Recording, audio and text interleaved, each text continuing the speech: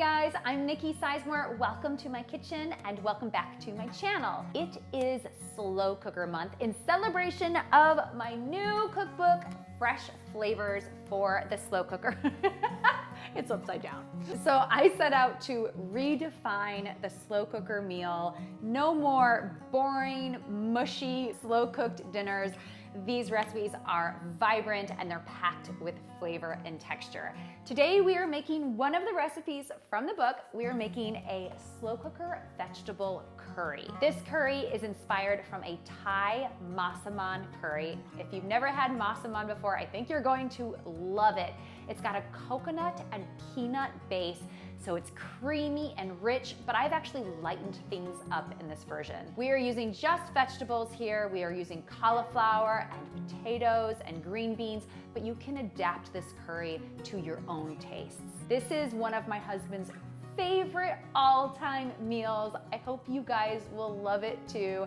I can't wait to show you how easy it is to make this vegetable slow cooker curry.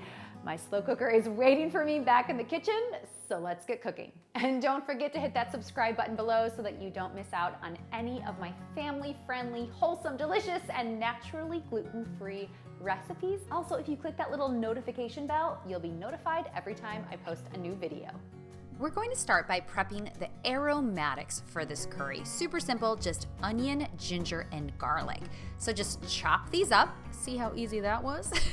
And now we need to cook these just briefly because if we don't give them a jump start, they will never completely soften in the curry.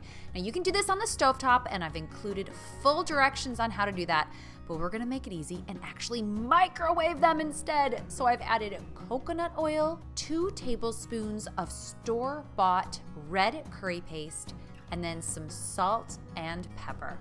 Just stir these together, and then we are going to microwave this on high for about 5 minutes, stirring halfway through until the vegetables are tender. And again, if you prefer to do this on the stovetop, I've included all the instructions in the recipe link below. It's time to assemble the slow cooker, so scrape that curry base into your slow cooker and add a can of diced tomatoes, 2 cups of low sodium chicken or vegetable broth, 2 tablespoons of fish sauce, 1 tablespoon of tamari or soy sauce, and a tablespoon of brown sugar. That's just going to balance out all of the flavors. Stir this together until everything is evenly combined.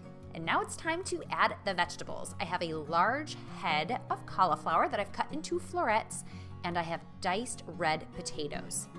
Stir these to coat in the sauce. It's not going to look like a lot of liquid, but the vegetables will give off liquid as they cook.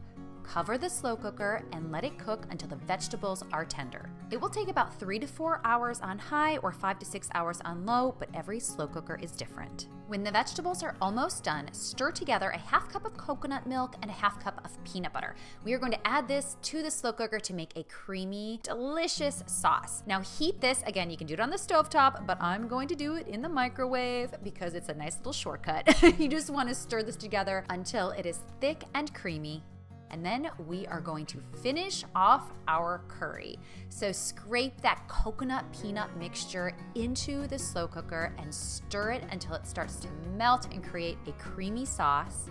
It smells so good at this point. You can smell that curry paste and the ginger and the garlic.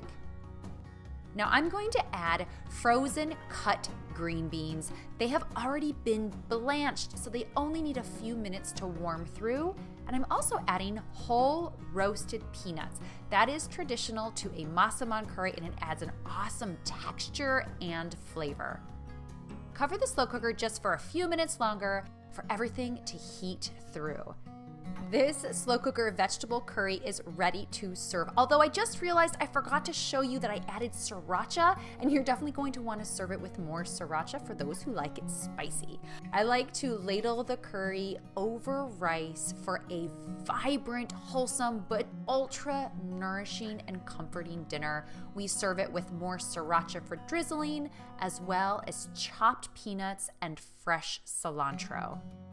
This is an easy slow cooker meal that will transport you back to your favorite Thai restaurant, but it is surprisingly light and healthy. I serve it with both forks and spoons for scooping up that delicious sauce. Thank you guys so much for tuning in. I really hope you like this slow cooker vegetable curry. I've included a link below to the full recipe, and you can get a ton of other slow cooker recipes in my cookbook, Fresh Flavors for the Slow Cooker. Don't forget to leave your questions and your comments below and to click that little subscribe button, and I will see you next time.